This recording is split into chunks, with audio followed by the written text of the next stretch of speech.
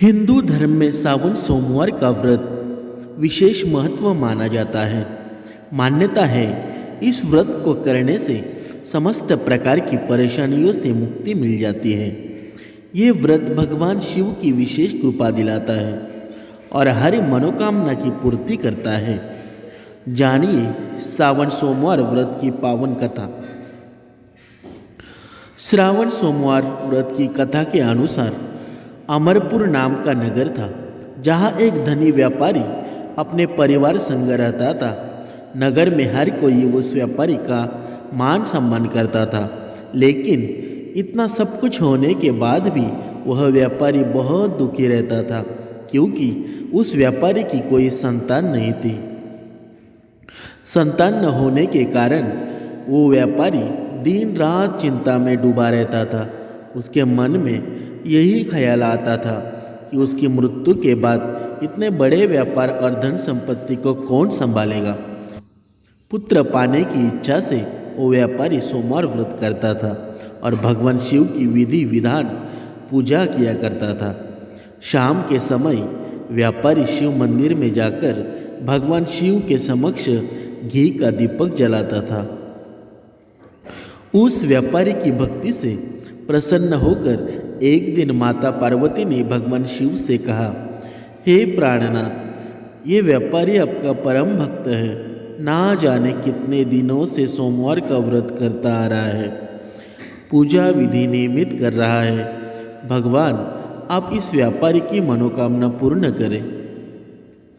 भगवान शिव ने मुस्कुराते हुए कहा, हे पार्वती, इस संसार में सबको उसके कर्म के अनुसार ही फल की प्राप्ति होती है। जिसके भाग्य में जो लिखा है उसे वही मिलता है। लेकिन इसके बावजूद भी पार्वती जी नहीं मानी। उन्होंने आग्रह करते हुए कहा, नहीं प्राणनाथ, आपको इस व्यापारी की इच्छा पूरी करनी होगी। यह आपका अनन्य भक्त है, प्रति सोमवार विधिवत व्रत रखता है और आपको इसी पुत्र प्राप्ति का वरदान देना ही होगा। पार्वती का इतना आग्रह देखकर भगवान शिव ने कहा, तुम्हारे आग्रह पर मैं इस व्यापारी को पुत्र प्राप्ति का वरदान देता हूँ, लेकिन उसका पुत्र केवल 16 वर्षों तक ही जीवित रहेगा। उसी रात भगवान शिव ने उस व्यापारी को सपने में आकर दर्शन दिया और कहा कि मैं तुम्हें पुत्र प्राप्ति का वरदान देता हूँ, लेकिन तुम्हारा पुत्र 16 वर्ष तक ही जीवित रहेगा। भगवान के वरदान से व्यापारी को खुशी हुई, लेकिन पुत्र की अल्पायु का सोचकर उसकी खुशियों का नाश हो गया। लेकिन इसके बावजूद भी व्यापारी पहले की तरह सोमवार का विधिव्रत करता रहा। कुछ महीने बाद उसके घर में अति सुंदर पुत्र उत्पन्न हुआ। व्यापारी ने धूमधाम से पुत्र जन्म का समारोह मनाया। व्यापारी मन ही मन दुखी रहता था, क्योंकि वो अपने पुत्र की अल्पायु का रहस्य जानता था। यह रहस्य उसने घर में किसी को नहीं बताया था। विद्वान ब्राह्मणों ने उस पुत्र का नाम अमर रखा। जब अमर 12 वर्षों का हुआ तो उसे शिक्षा ग्रहण करने के लिए वाराणसी भेजने का निश्चय हुआ। व्यापारी ने अमर के मामा दीपचंद को बुलाया और कहा कि अमर को शिक्षा प्राप्त करने के लिए वाराणसी छोड़ आएंगे। इस तरह से अमर अपने मामा के साथ शिक्षा प्राप्त करने के लिए निकल पड़ा। रास्ते में जहाँ भी अमर और दीपचंद ठहरते वही यत्न करते और ब्राह्मणों को भोजन कराते रहते। लंबी यात्रा के बाद अमर और दीपचंद एक नगर में पहुँचे। उस नगर के राजा की कन्या का विवाह था, जिसके लिए पूरा राज्य सजाया गया था। राजा की कन्या की बारात आ गई, लेकिन वर का पिता अपने बेटे के एक आँख से काने होने के कारण दुखी था। उसे भय था कि राजा को इस बात का पता चलने पर कहीं वह अपनी पुत्री का विवाह करने से इनकार न कर दे। वर के पिता की नज़र अमर पर पड़ गई तो उसके दिमाग में एक विचार आया। उसने सोचा कि क्यों न इस लड़के को दुल्हा बनाकर राजकुमारी से विवाह कर दूंगा। विवाह के बाद इस लड़के को धन देकर विदा कर दूंगा और राजकुमारी को लेकर ले जाऊंगा। वर के पिता ने इस बारे में अमर और उसके मामा दीपचंद से बात की। दीपचंद ने धन के लालच में वर के पिता की बात स्वीकार कर ली। अमर को दूल्हे के वस्त्र पहनकर राजकुमारी चंद्रिका से उसका विवाह संपन्न कराया गया। राजा ने बहुत सा धन देकर राजकुमारी को विदा किया। अमर जब लौट रहा था तो उसने जाते जाते राजकुमारी की ओढ़नी पर लिख दिया, राजकुमारी चंद्रिका, तुम्हारा विवाह मेरे साथ हुआ था।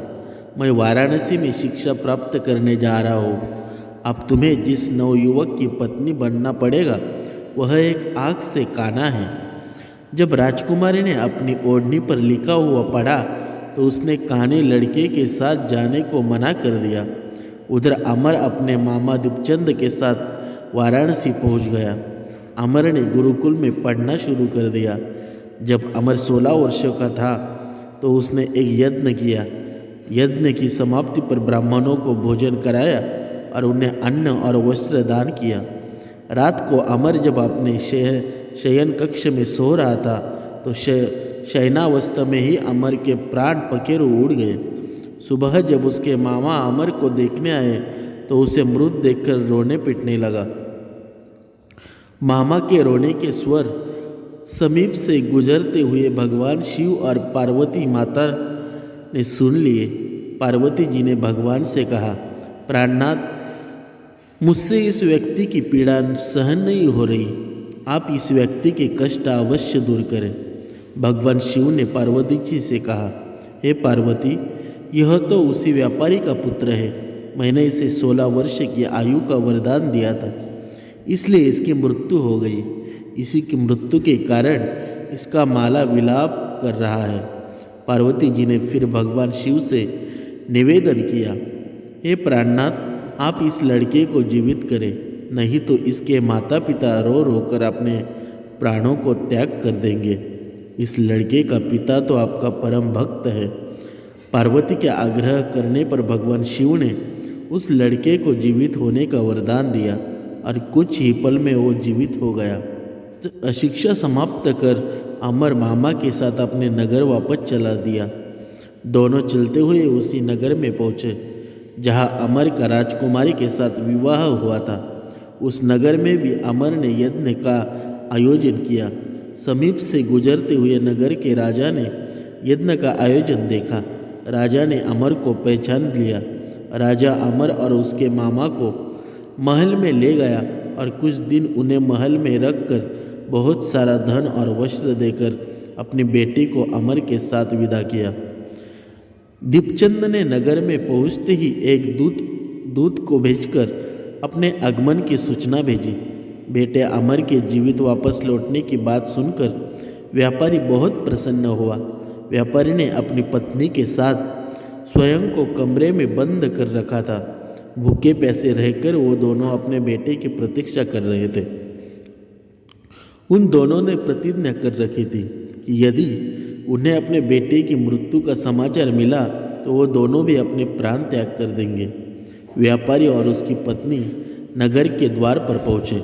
अपने बेटे के विवाह का समाचार सुनकर उनकी खुशी का ठिकाना नहीं रहा। उन्होंने अपनी पुत्र वधू चंद्रिका और अपने पुत्र का शानदार स्वागत किया।